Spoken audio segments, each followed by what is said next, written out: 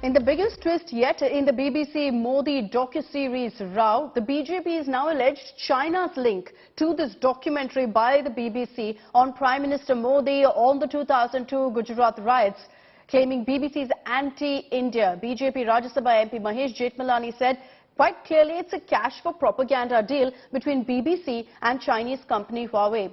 In another attack, Jethmalani said that BBC has a long history of spreading disinformation against India and that it best suits Congress's Jairam Ramesh's agenda. So the Congress has also been dragged into this. The BJP has also claimed that the documentary was being used to torpedo India's growth story.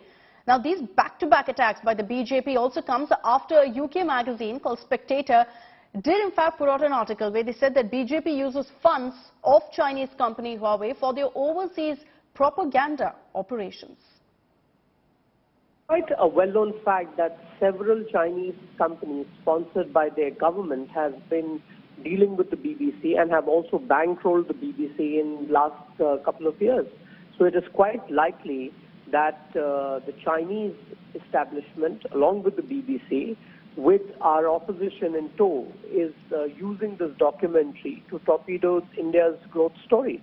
Let's not forget that Rahul Gandhi's close confidant Jairam Ramesh has been a brazen apologist of the Chinese firms here in India. He spoke several times out of turn when he was a minister in the UPA government, including backing Huawei, whose entry was questioned as a security threat to the country if they were to be part of the telecom sector. I think if the member of parliament has got solid evidence, he should go before the appropriate oversight body in England and expose the BBC in Britain and expose the BBC. The BBC is publicly funded by the and it's got in Britain and it's got a separate oversight body. It's a very serious allegation he's making. If he's got proof about it, he must go before that oversight committee and expose the BBC. This is actually quite childish.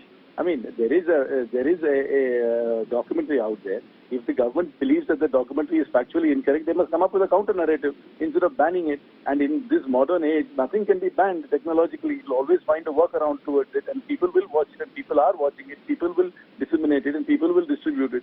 So banning is all a very crude method, and to rubbish the motives of the documentary without actually addressing the points raised in the documentary is also quite ridiculous. If they really want to talk about China, they should actually talk about the Chinese incursions into Indian territory and the infrastructure they're building into land which actually belongs to us.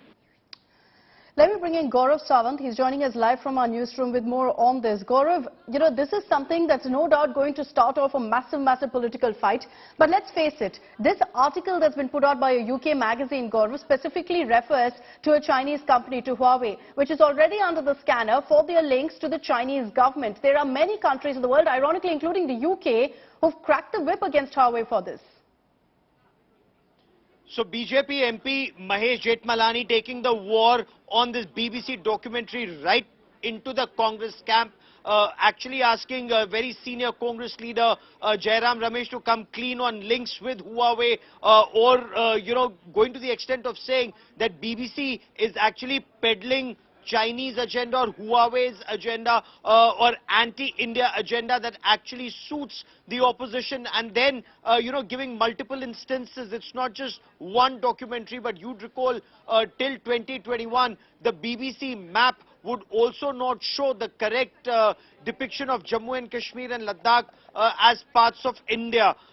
Again, so what Mahesh Jethmalani says, he quotes from that Spectator article saying that BBC for its overseas services takes funds from dubious quarters, names Huawei as a company that's been banned not just here but in the United States, in Canada, UK of course has delayed it once again, but Australia, New Zealand, several countries, because Huawei, even though China may officially deny it, but Huawei is considered to be extremely close to the Communist Party of China, working on technology that actually helps the CCP or the Communist Party of China snoop on Chinese people and on Uyghurs in Xinjiang. It's a suspect company. It's out of India's 5G story. And Mahesh Jethmalani asks, why is it that the Congress party, and especially a very senior leader like Jairam Ramesh, was at one point of time talking about Huawei,